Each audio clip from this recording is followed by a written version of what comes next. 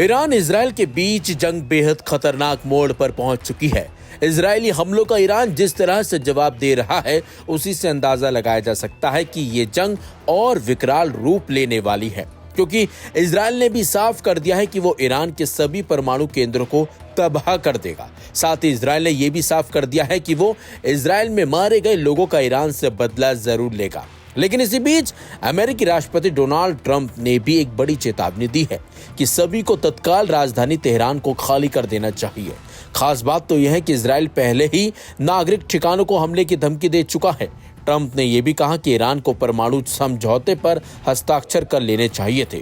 Trump ने tweet पर post किया, ईरान को उस डील पर साइन कर लेना चाहिए था जिस पर मैंने उनसे साइन करने के लिए कहा था। कितनी शर्म की बात है और मानव जीवन की बर्बादी है। सामान्य सी बात कही थी कि ईरान के पास परमाणु हथियार नहीं हो सकता। मैंने बात बार बार कही थी, सभी को तत्काल तेहरान खाली कर देना चाहिए।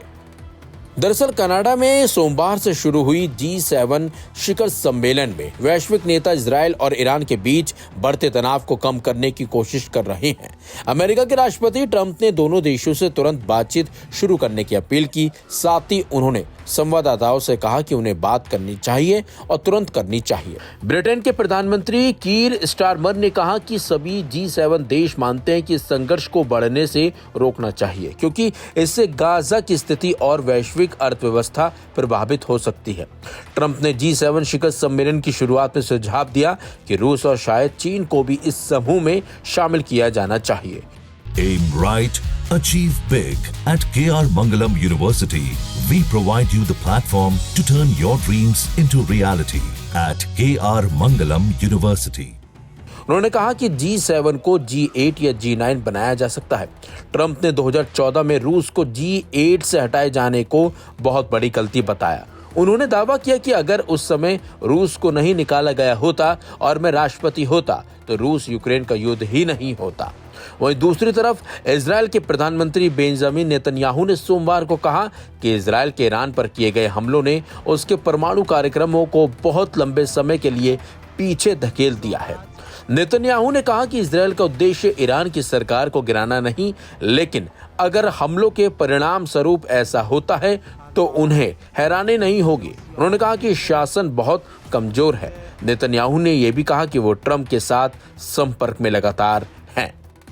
फिलहाल दोनों ही देशों में जंग अभी थमती नहीं दिख रही है और अगर ये जल्द ही नहीं रुकी तो दोनों ही देशों को भयंकर नुकसान होगा।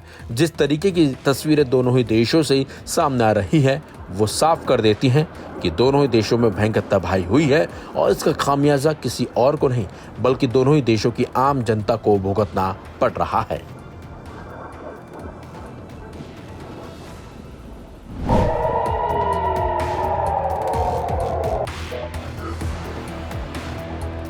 ईरान इजराइल के बीच जारी जंग में दोनों ही देशों को काफी नुकसान हो रहा है। दोनों ही देश जिस तरह से एक दूसरे पर हमले कर रहे हैं, उसकी जद में आम लोग भी आ रहे हैं और उनकी जान भी जा रही है। हैरानी की बात तो यह है कि दोनों ही देश अब जंग से पीछे हटने को तैयार नहीं है। इजरायली हमलों से बौखलाया ईरान इजराइल पर ताबड़तोड़ हमले कर रहा है, जिसकी वजह से इजराइल में भयंकर तबाही मची है। ईरान के इन हमलों और इजराइल में मची तबाही की तस्वीरें देखकर दुनिया भी हैरान है।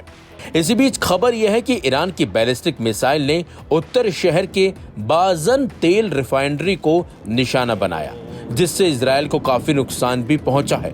हालांकि पहले ये बातें छिपाई जा रही थीं, लेकिन अब इजराइल ने भी खुद मान लिया है कि 15 जून को ईरान की तरफ से किए गए हमले में बाजन ऑयल रिफाइनरी को काफी नुकसान पहुंचा था।